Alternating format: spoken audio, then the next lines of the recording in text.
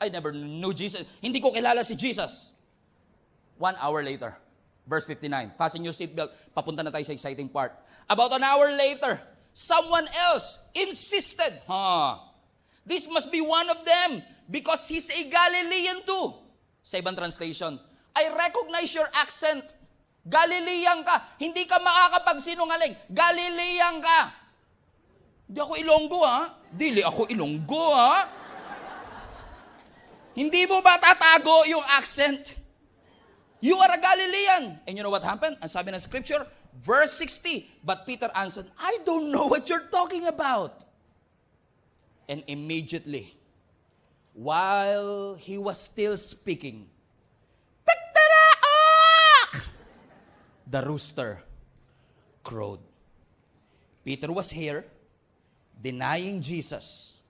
This time, pangatlong beses, habang nagdi-deny pa siya, hindi ko kilala yan, tigdalaok. Suddenly, the rooster crowed.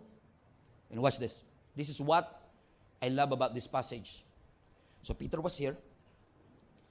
Jesus was standing here in front of this religious court.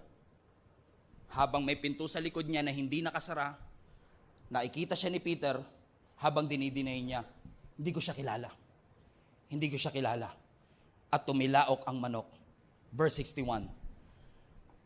At that moment, look at the screen.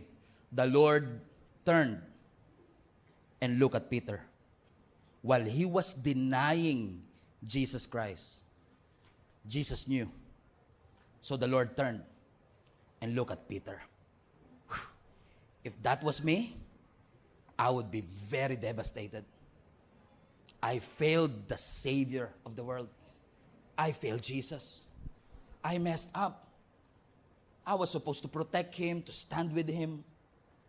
And suddenly, sabi ng scripture, the Lord's word flashed through Peter's mind na ang sabi ni Jesus Christ, before the rooster crows tomorrow morning, you will deny me 3 times.